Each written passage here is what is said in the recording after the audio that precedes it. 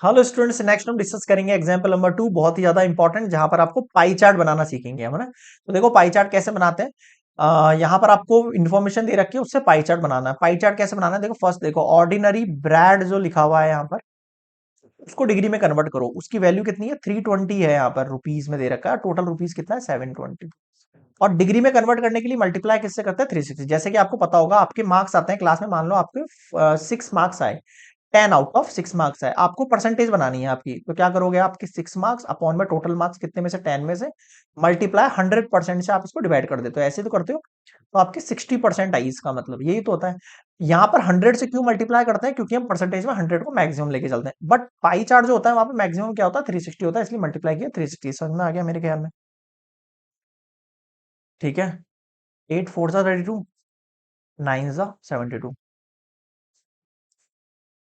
40, 4 4 160 degree आ गया। ये आगे देखो, bread, fruit bread.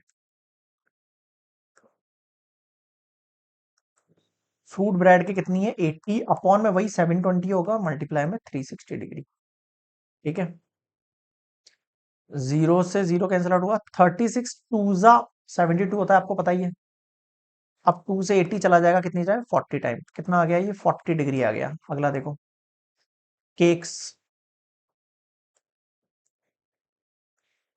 Pastries. 160 divide by 720 multiply 360 degree. Zero गया, 36 2 जा, फिर 2 से 160 जाएगा 80 टाइम। अगला देखो, बिस्किट। समझ में तो आ रहा है ना कैसे वर्क कर रहा है ये। बिस्किट में कितने, 120, अपॉन में कितना आएगा, 720 इंटू 360। एक सेकेंड, 36 2 जा, फिर 2 से 120 चला गया 60 टाइम। अब है अदर की बारी। अदर कितना है, 40, अपॉन में 720 इंटू 360। जीरो से जीरो, 36 2 जा, और 2 से ये 20 टाइम। अब मैं आपको एक ट्रिक बताता हूँ। देखो ये जो डिग्रीज दे रखी हैं, ये सारी डिग्रीज दे रखी है ना, इन सबको आप सम करके देखो।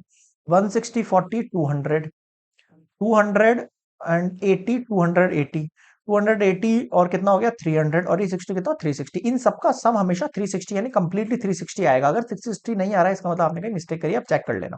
ठीक है। अब बनाता हूं मैं इसका पाई चार्ट। अब देखो ऑर्डिनरी के कितने, में एक बार सारी वैल्यूज लिख देता हूँ। 160 40,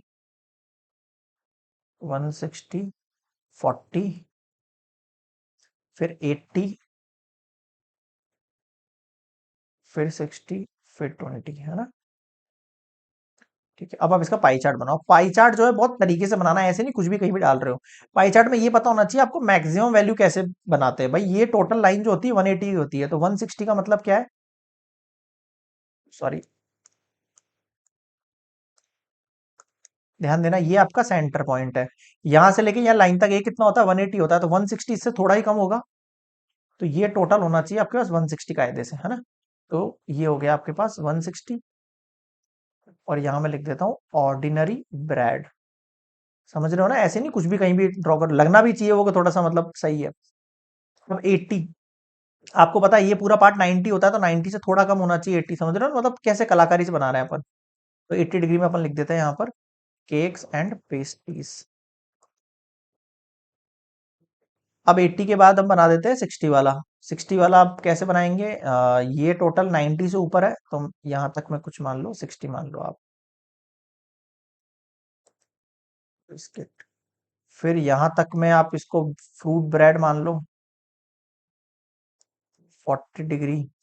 और ये 20 आप अदर्स के लिए मान लो। समझ रहे हो, बिल्कुल एग्जैक्टली नहीं होना चाहिए, पर थोड़ा तरीके से बनाना है, मतलब लगे कि हाँ यार सही बनाया, मतलब थोड़ा सा, है ना। ऐसे 160 को आप छोटा कर रहे हो, 80 को बड़ा कर रहे हो, ऐसे मत करना, है ना। ये वैल्यूज आगे पीछे हो सकती है, उससे कोई फर्क नहीं पड़ता है। क्लियर है। तो ये हो गया आपका पाई चार्ट। इसमें किसी को कोई डाउट लगे तो कमेंट्स में मुझे जरूर बताना, ठीक है। बाकी कोई आएगा नहीं डाउट, बहुत इजी एग्जांपल्स है इसके।